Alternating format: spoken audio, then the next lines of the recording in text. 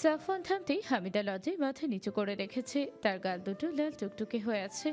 এমনি এ মেয়েটা বেশ শান্ত আর লাজুক স্বভাবের। হামিদাকে এমন লজ্জা পেতে দেখে সবাই ওহো বলে চেঁচিয়ে উঠল। হামিদা লজ্জায় আরো নুয়ে গেল। হামিদা গান গাইছে না দেখে ছেলেরা সবাই এক দুই গুনছে 10-এর মধ্যে। গান না গাইলে হামিদা আউট হয়ে যাবে আর তাদের পয়েন্ট কমে যাবে। তা দেখে লামিয়া বেশ বিরক্ত হচ্ছে। এত লজ্জার পর কি আছে ভাই? লামিয়া কিছু বলার আগে হামিদা সাফওয়ানের দিকে তাকিয়ে গেয়ে উঠল। ওহে শ্যাম, তোমারে আমি নয়নে নয়নে রাখিব, অন্য কাউরে নাই আমি চাইতে দিব। ওহে শ্যাম।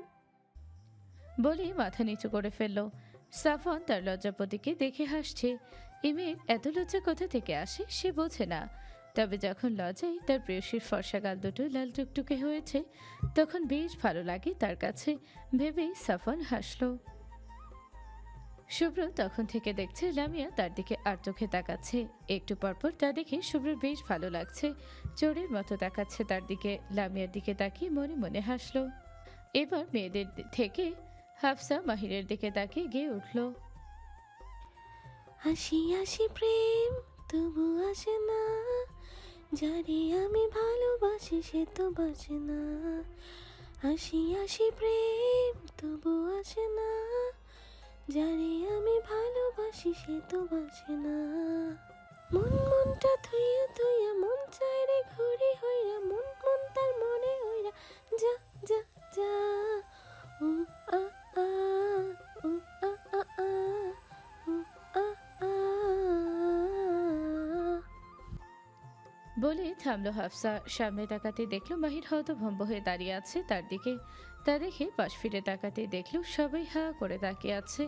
তা দেখে হাফসা কেবলা হাসি দিয়ে বলল, ওই আর কি, এইটাই মনে আসছিল তাই গেয়ে দিলাম।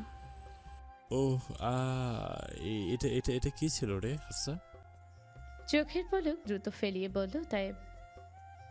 হাফসা বিরক্ত হয়ে পাশ থেকে বালিশ ছুঁড়ে মারল তায়েবের মুখে। মাহির দাঁতের পাটি বের করে তাকিয়ে আছে হাফসার দিকে। হাফসা সেদিকে তাকিয়ে অন্যদিকে মুখ ঘুরিয়ে তাকালো। তা দেখে মাহির মুচকি হেসে হাফসার দিকে তাকিয়ে গেয়ে উঠল।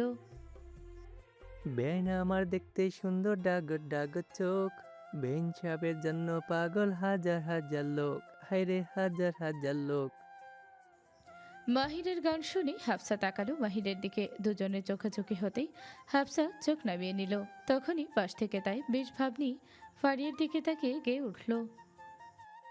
Hey you, listen to me, you are my love. জানো তুমি, তুমি তুমি তুমি করে জেগে থাকি রাত ভরে, লাল নীল স্বপ্নে ভিড়, দুজনেই কাছাকাছি, বালুচর জড়ে আছি, হাত ছাই একলা নিরিবিড়ি, ও মধু, I love you, I love you. বলে থামতেই দেখলো ফারিয়া ভ্রুকুচকে তাকিয়ে আছে তার দিকে। এদিকে গানে গানে যে তাই ফারিয়াকে প্রপোজ করে দিয়েছে তা বুঝতে কারোর বাকি নেই। তাইবের গান শুনে ফারিয়াও মুখ বাঁকিয়ে গেয়ে উঠল। কালো মানিক হাত পেতেছে, চাঁদ ধরিতে চাই, বামন কি আর হাত বাড়ালে চাঁদের দেখা পায়? বলে তাকালো তাইবের দিকে। ফারিয়ার গান শুনে তাইবের মুখ চুপসে গেছে। তা দেখে সবাই চুপ, মুখ চেপে হাসছে। এবার জাহেদ তাইবার দিকে তাকিয়ে গেয়ে উঠল। আসসালামু আলাইকুম বিআইন সাহেব। তাইবা তা দেখে হাত সামনে নিয়ে সালাম দেখে সেও গেয়ে উঠল। ওয়ালাইকুম আসসালাম বিআই সাহেব। কেমন আছেন বিআইন সাহেব? বুকে বড় জ্বালা। কিসের জ্বালা বিআইন সাহেব? নয়া প্রেমের জ্বালা। এই জ্বালাতে জ্বলে নাই কোন শালি শালা। তাদের দুজনের গান থামতেই লাবিব ছবির দিকে তাকিয়ে গেয়ে উঠল। বুক চিনচিন করছে হায়, মন তোমায় কাছে চায়, আমরা দুজন দুজনারই প্রেমের দুনিয়ায়, তুমি ছুঁয়ে দিলে হায়, আমার কি যে হয়ে যায়। ছবি বেশ বিরক্ত হয়ে তাকিয়ে আছে লাবিবের দিকে। ওই মনিকার সাথে সারাদিন রং ঢং করে এখন নাকি তার বুক চিনচিন করছে আমার জন্য। ভেবেই মুখ বাঁকিয়ে লাবিবের দিকে তাকিয়ে গেয়ে উঠল। बलम मेरे चीटर हो गए, बाज से तीतर हो गए, पड़ोसन की नजर के अटेंशन सीकर हो गए, हाय बलम मेरे चीटर हो गए, बाज से तीतर हो गए, पड़ोसन की नजरों के अटेंशन सीकर हो गए। বলে অন্যদিকে মুখ ঘুরিয়ে নিল। লাবিব অসহায় চোখে তাকালো ছবির দিকে। আরিফ আয়নার দিকে তাকিয়ে মুচকি হেসে গেয়ে উঠল। তুমি চাঁদের জোছনা নাও, ফুলের উপমা নাও, নও কোনো পাহাড়ে ঝরনা, আয়না তুমি তুমি আরিফের হৃদয়ের আয়না। আরিফের গান শুনে সবাই হেসে উঠল। আয়না হেসে গান ধরল। তুমি সাগর নীলিমা নও, তুমি মেঘের ভরসা নও, তুমি শুধু আমারই গয়না, আয়না আমি শুধু আরিফের আয়না। বলেই হেসে উঠল। তার সাথে সবাই হাতে তালি দিল। আরিফের গান শেষ হতেই রাশেদ আর চোখে শারমিনের দিকে তাকিয়ে গান ধরল।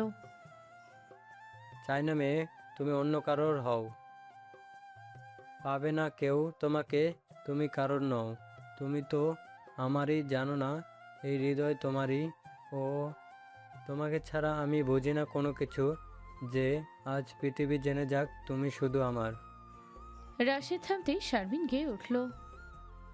তুমি দেখিয়াও দেখলা না, ও তুমি শুনিয়াও শুনলা না, তুমি জ্বালাইয়া গেলা মনে আগুন নিভাইয়া গেলা না। বলেই রাশেদের দিকে তাকাতে দেখলো রাশেদ তার দিকে তাকিয়ে আছে। আবির লামহার দিকে তাকিয়ে গেয়ে উঠল। জানি না কোন পাড়ায় সারাদে ইশারায় প্রেমের আজ ABCD পড়ে শোনাবো, করব এন্ট্রি আমি গ্যারান্টি, তোকে কমেন্ট্রি করে শোনাবো, ডেডিকে তোর আমি শ্বশুর বানাবো, ডেডিকে তোর আমি শ্বশুর বানাবো।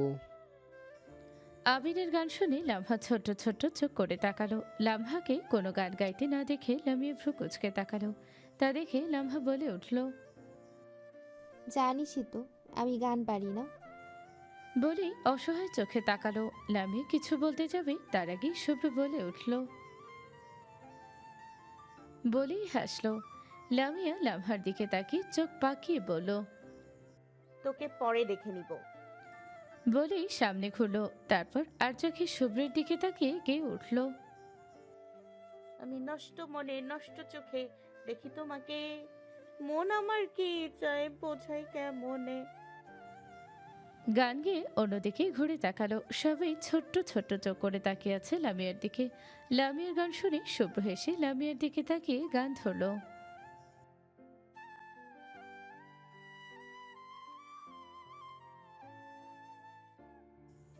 এই প্রথম শুভ্রের গান শুনে লামিয়া চমকে উঠল। দ্রুত শুভ্রের দিকে তাকালো। দুজন দুজনের দিকে তাকিয়ে আছে। শুভ্র যে তাকে উদ্দেশ্য করে গান গাচ্ছে তা লামিয়া বেশ ভালো করে বুঝতে পারছে। কিন্তু শুভ্রের গানের গলাটা শুনে লামিয়া কেন মনে হচ্ছে এই গান সে শুনেছে আগেও। লামিয়া অপলক দৃষ্টিতে তাকিয়ে আছে শুভ্রর দিকে। শুভ্র হেসে গান গাইছে লামিয়ার দিকে তাকিয়ে। লামিয়ার মনের মধ্যে হাজারো প্রশ্ন ঘুরপাক খাচ্ছে, যার উত্তর সে জানে না, তবে তার কোনো না কোনোভাবে জানতেই হবে। রাতের অন্ধকার কাটিয়ে ধরণীতে দিনের আলো একটু একটু ফুটছে। চারিদিকে ফজরের আজানে ধ্বনি শোনা যাচ্ছে। সাপের মতো শরীরকেও পেঁচিয়ে রেখেছে তা অনুভব করতেই লামিয়ে পিটপিট করে চোখ খুলে তাকালো। তাইবা তাকে আষ্টেপৃষ্টে জড়িয়ে ধরে আছে। হাত ভর্তি মেহেদি, তার সেই হাত দিয়ে পেঁচিয়ে আছে তাকে। দেখে লামিয়ে বিরক্ত হয়ে ধাক্কা দিয়ে সরিয়ে দিল তাইবাকে। উঠে বসে চোখ ডলতে ডলতে পাশে তাকাতেই দেখলো হামিদা, লামহা, আয়না একজন আরেকজনকে জড়িয়ে ধরে শুয়ে আছে। কালকে রাতে গানের আসর শেষ করে যে যেখানে পেরেছে ঘুমিয়েছে। অবশ্য কালকে খেলায় ছেলেরাই জিতেছে, কারণ লামহা গান নাও গাওয়াই তাদের পয়েন্ট কেটে নেওয়া হয়েছিল। খেলা শেষে এ নিয়ে বেশ তর্কাতর্কি হয়েছিল তাদের সাথে ছেলেদের। অবশেষে মেয়েদের হার মানতে হয়েছে ছেলেদের কাছে। খেলা শেষে লামিয়া রুমে এসে ফ্রেশ হয়ে ঘুমিয়ে পড়েছিল। তাই বা লাম্হা হামিদা আয়না কখন রুমে এসে ঘুমিয়েছে সে জানে না ভেবে লামিয়া ফুস করে নিঃশ্বাস ছেড়ে বিছানা থেকে নেমে বেলকনিতে গিয়ে দাঁড়ালো। বেলকনিতে দাঁড়াতেই হালকা শীতল বাতাস এসে তাকে ছুঁয়ে দিতেই লামিয়ারও ধরে মিষ্টি হাসি ফুটে উঠল। হাত দুটো বুকে বেঁধে চোখ বন্ধ করে প্রাণ ভরে নিঃশ্বাস নিতে লাগলো। তার কাছে সবচেয়ে বেশি ভালো লাগে এই ফজরের সময়টা। তাই তাই তো ফজরের সময় উঠে নামাজ আদায় করে নিয়ে হাঁটতে বের হয়ে যায়, হয়তো আবার ঘুমিয়ে পড়ে। তবে ফজরের সময় তার ওঠা চাই। চোখ খুলে লামিয়ার সামনে তাকালো। লামিয়াদের বাড়ি সোজা খান বাড়ি, তার পাশে আরও একটা বাড়ি আছে চারপাশে বাউন্ডারি করা। লামিয়া বেশ বিরক্ত।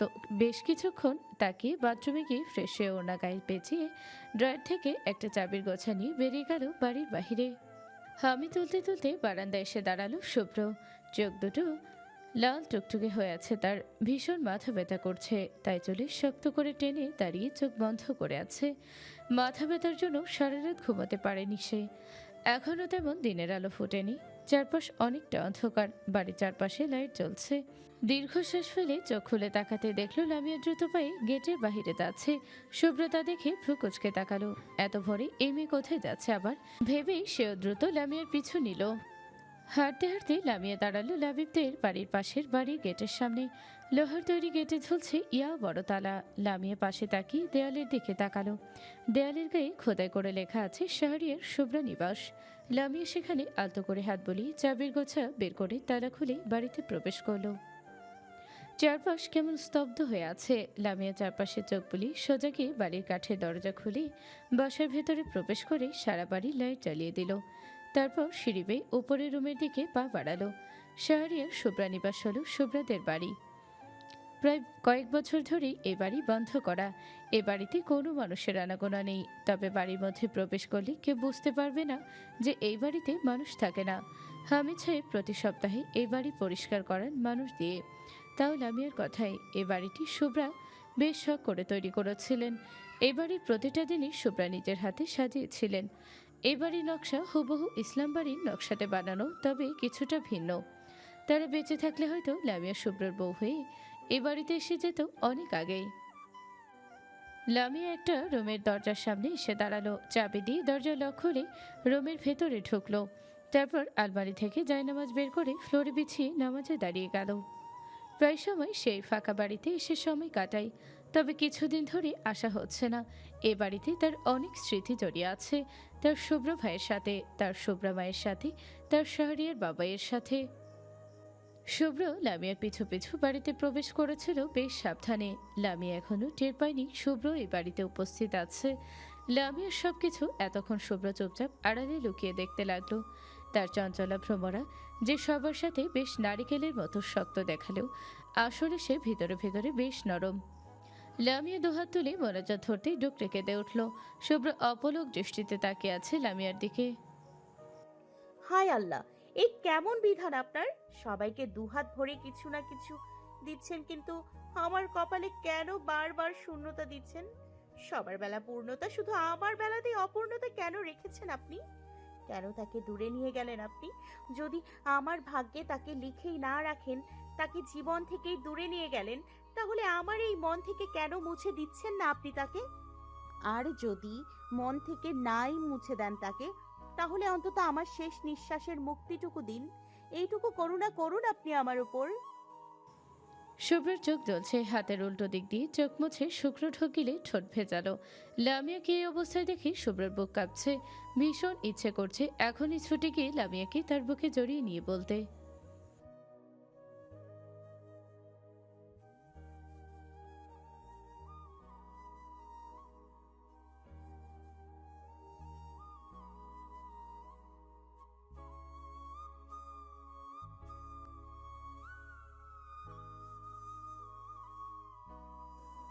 ইস যদি পারত এমন করতে, তাহলে তার বুকের যন্ত্রণাটা একটু হলেও কমে যেত। লামিয়া নামাজ শেষ করে জায়নামাজ ভাঁজ করে আলমারিতে রেখে একটা নীল রঙের টি শার্ট বের করে হাতে নিয়ে লাইট অফ করে বিছানায় গিয়ে বসলো। হাতে থাকা টি শার্টটা মুখে চেপে নাক দিয়ে ঘ্রাণ নিল। শুভ্র যাবার আগে অনেক শার্ট রেখে গিয়েছিল। লামিয়া সেগুলোকে বেশ যত্ন সহকারে ভাঁজ করে রেখে দিয়েছে। এই শার্টের গায়ে শুভ্রর গায়ের ঘ্রাণ মিশে আছে। লামিয়া টি শার্টটা বুকে জড়িয়ে শুয়ে পড়ল বিছানায়। শুভ্র আড়াল থেকে চুপচাপ লামিয়ার পাগলামি দেখে মনে মনে হাসলো। তারপর আস্তে করে বাড়ি থেকে বের হয়ে বেরিয়ে গেল বাড়ির দিকে। লামিয়া বিছানায় গায়ে লিয়ে দিতেই তার চোখ ভর্তি ঘুম এসে গেল। তাই ঘুমের রাজ্যে পাড়ি দিল টি শার্ট বুকে চেপে। প্রায় আধা ঘন্টা পর শুভ্র এলো সেখানে। এসে যখন দেখলো লামিয়া ঘুমিয়ে আছে তা দেখে শুভ্র মুচকি হেসে ফ্লোরে হাঁটু গেড়ে বসলো। লামিয়ার মুখে পড়ে থাকা এলোমেলো চুলগুলো বেশ যত্ন করে কানের পিছনে গুজে দিল। কান্নার কারণে চোখ মুখ ফুলে গিয়েছে তা দেখে শুভ্র লামিয়ার গালে আলতো করে হাত রেখে কপালে বেশ গম্ভীর চুম্বন এঁকে দিল। তারপর পকেট থেকে মেহেদি বের করে লামিয়ার হাতটা আস্তে করে টেনে আনলো নিজের কাছে। তারপর নিজের মনের মতো করে মেহেদি দিয়ে দিতে লাগলো। বিয়েবাড়ি ছোট্ট থেকে শুরু করে বড়দের হাত মেহেদি রাঙা হয়ে আছে, শুধু লামিয়ার হাত বাদে। শুভ্র যাওয়ার পর লামিয়া কোনোদিন মেহেদি পরেনি হাতে। শুভ্র লামিয়ার হাতে মেহেদি পরাতে পরাতে অতীতে পা দিল। অতীত তুলবো ভাই আমাকে মেহেদি দিয়ে দেয় নাই হামাপা। হামাপা বলেই মাঠের মাঝে বসে হাত পা ছড়িয়ে কান্না করতে লাগলো। ক্রিকেট ব্যাট হাতে নিয়ে শুভ্র ভ্রু কুচকে তাকিয়ে আছে লামিয়ার দিকে। তার পাশে দাঁড়িয়ে আছে লাবিব, সাফওয়ান, আরিফ, রাশেদ, জাহিদ। তারা বিরক্ত চোখে তাকিয়ে আছে লামিয়ার দিকে। মাত্রই খেলাটা জমে উঠেছিল আর আপদ এসে হাজির হয়েছে। আজ চাঁদ রাত বাড়ির সব মেয়েরা মেহেদি দিচ্ছে আর তাদের হাতে মেহেদি দিয়ে দিচ্ছে হামিদা আর শারমিন। ঘুম থেকে উঠে লামিয়া তাদের মেহেদি পড়া দেখে দৌড়ে হামিদার কাছে যেই বাইনা ধরেছে, হামাপা মেহেদি দাও। ছোট দেখে তেমন স্পষ্টভাবে কথা বলতে পারে না। লামিয়ার এমন কথা শুনে হামিদা হেসে বলল, আমি তায়েবাকে নিয়ে নেই, তারপর তোকে দিয়ে দেব কেমন? লামিয়া তা কোনোভাবে মানবে না, তাকে আগে দিয়ে দিবে। আর এইদিকে তাইবা ও লামিয়াকে আগে দিতে দিবে না। তা দেখে হামিদা রেগে লামিয়াকে ধমকে উঠতেই লামিয়া কেঁদে কেটে দৌড় দিল শুভ্রদের বাড়িতে। কারণ সেখানে তার শুভ্রভাইকে বিচার দিবে, তাকে ধমক দিয়েছে। তারপর তার শুভ্রভাই আপাকে বকা দিবে। তা ভেবেই হাঁটতে হাঁটতে বাসার সামনে যেতেই দেখল শুভ্ররা মাঠে ক্রিকেট খেলছে। তা দেখে দৌড় দিল শুভ্রর কাছে। শুভ্র লামিয়ার কান্না দেখলে তার যতই ইম্পর্টেন্ট কাজ থাকুক না কেন সেগুলো বাদ দিয়ে লামিয়াকে আগলে নিবে তার বুকে। শুভ্র হাত থেকে ব্যাট সাইডে ফেলে মাথা থেকে ক্যাপ খুলে ঘামে ভেজা চুলগুলো ছাড়া দিয়ে এগিয়ে গিয়ে লামিয়ার সামনে বসে লামিয়ার চোখের পানি মুছে কোলে তুলে নিল। লামিয়া কান্না করতে করতে হিচকি তুলে ফেলেছে। কিছু বলতে চাইছে কিন্তু হিচকির কারণে কথা বলতে পারছে না। শুভ্র তা দেখে অস্থির হয়ে উঠল। লাবিব, রাশেদ, আরিফ, সাফওয়ান, জাহিদ, আবির চুপচাপ তাদের কাণ্ড দেখছে। কারণ এখন কিছু বলে শুভ্র রেগে যাবে, তাই কেউ কিছু বলছে না। শুভ্র অস্থির কণ্ঠে বলল,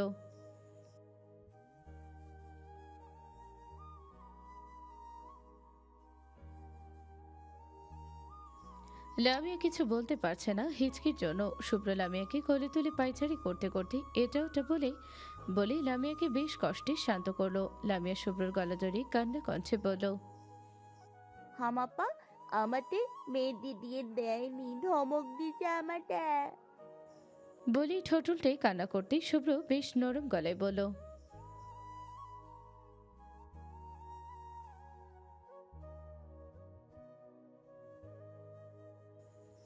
বলেই ব্যাট হাতে হাঁটা ধরল বাড়ির দিকে। এদিকে সাফওয়ান হামিদাকে মারবে শুনে রেগে রাশেদকে বলে উঠল, আজকে যদি শুভ্র হামিদার গায়ে হাত দেয় তাহলে ওর হাত আমি ভেঙে দেব কিন্তু। রাশেদ বেশ বিরক্ত হয়ে বলল, তুই কি পাগল? শুভ্র তো লামিয়াকে শান্ত করতে বলেছে এই কথা, আর তুই ওর কথা ধরে নিলি। আজব ভাই। সাফওয়ান বেশ বিরক্ত হয়ে সেও হাঁটতে লাগলো শুভ্রর পেছন পেছন। শুভ্র বাড়িতে এসে বেশ রাগী গলায় চেঁচিয়ে বলল,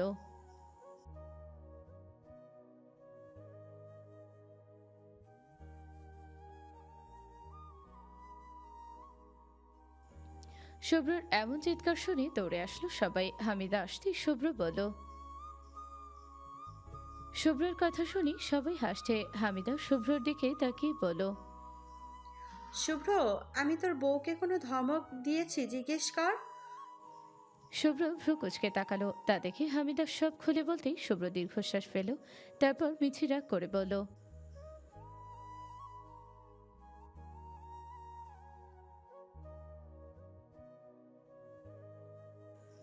বলেই উল্টো হাঁটা ধরল। তা দেখে রাশিদা বেগম ঠাট্টা করে বলল, আহারে, বাড়ির জামাই রাগ করে চলে যাচ্ছে, তোরা কেউ আটকা। রাশিদা বেগমের কথা শুনে সবাই হাসছে। শুভ্র শুনেও না শোনার ভান করে লামিয়াকে কোলে নিয়ে চলে গেল তাদের বাড়িতে। বাড়িতে এনে লামিয়াকে শুভ্রের কাছে রেখে শুভ্র মায়ের কাছ থেকে টাকা নিয়ে সাইকেলে চড়ে দ্রুত চলে গেল দোকানে মেহেদি আনতে। প্রায় 5 মিনিট পরে মেহেদি এনে উপস্থিত হলো বাড়িতে। এসে দেখলো লামিয়া শুভ্রর সাথে খেলছে আর খিলখিল করে হাসছে। শুভ্রকে দেখে লামিয়া হাসি থামিয়ে দৌড়ে শুভ্রর কাছে গিয়ে বলল,